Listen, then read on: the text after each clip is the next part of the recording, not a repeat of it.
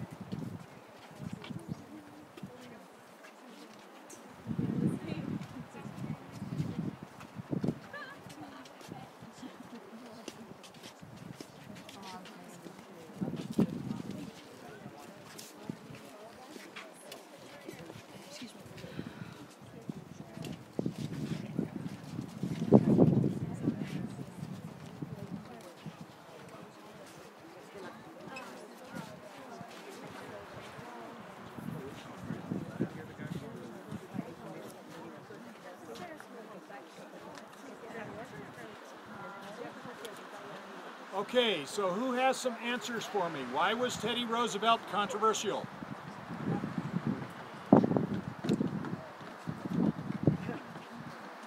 Somebody must have an idea. He does. Okay. Let's see, he spent quite a bit less time in office than did most of the others because he was mostly out surveying camping trips, etc. Okay. Well, anybody else have anything? Well, he was a conservationist, and we'll talk about that one a little bit more in just a minute. I know in Jamestown, North Dakota, they have a statue of Teddy Roosevelt, and he said that he became a man in North Dakota. So is there a Dakota connection?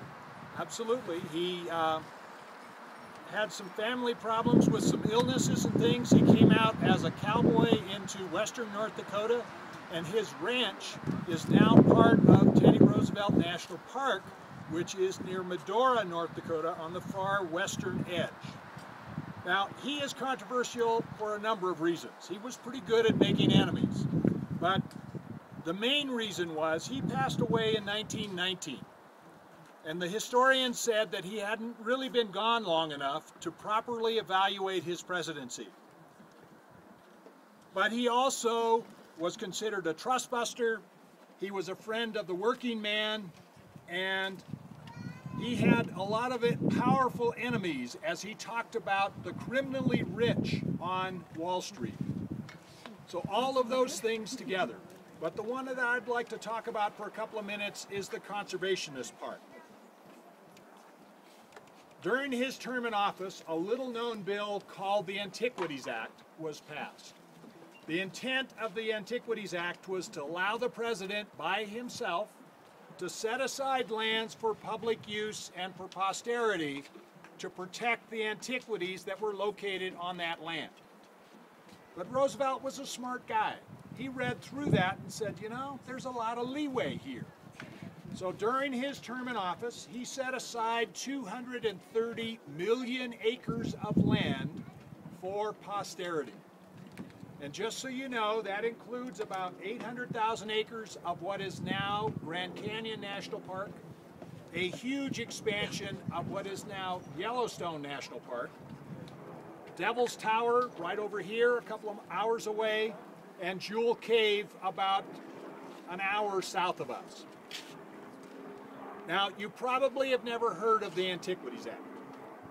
That does not start national parks, but the most commonly used category that the presidents even today have and use is called the national monument. And so national monuments are created directly by the president, by himself. A national park takes an act of Congress. So that's very different. But a lot of our national parks started out as national monuments and then slipped their way into a park bill somewhere and became a national park. But it's always controversial, and let me explain why. Now, the area in California that I come from is between Yosemite National Park and Sequoia National Park. Senior President Bush and President Clinton both designated areas in that vicinity as national monuments.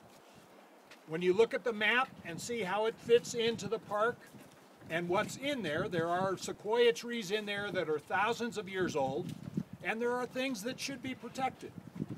But if you happen to live in the small towns along the Sierra Nevada right there, more than likely you would hate their guts. Because what they did, when you make it a national monument, you change what is allowable to happen in that area. They changed the use of it. It had been Forest Service land, which is loggable. And all of those little towns depended on logging for their industry. When that changed, that industry went away. So when I talk about presidents designating a national monument, always remember that there are two sides to that story. Now, when a president does this, I guarantee you it will happen in the last month of office. So I want you to watch that and pay attention to what they do and how they do it. Now, it's always controversial and it's always political. So they'll do it in that last month of office and be out of town by the time all that flack hits. So watch, you'll see. Now, let's talk about the mountain for a minute. Sizes. The heads are about 60 feet tall. The noses are about 20 feet. Now I want you to pay attention to the eyes for a minute. Guts and Borglum studied the eyes and wanted to make sure that this mountain came alive. So he left a piece of granite in each one about 18 inches by 9 inches. And he studied those pieces of granite from the sculptor studio, which is down the hill here, and carved them so that they would always reflect the morning light. And it would look like the eyes were looking back at you. Now, Roosevelt was one step farther than that. Roosevelt always wore glasses. So how do you show glasses? You don't just put a flat surface on there, then there's no life. So he put the nose bridge of the glasses and then a slight undercut in the cheeks so that it looks like you are looking right through it. Now, there's one other trick that is up there. There's actually a couple that I want to talk about for a minute.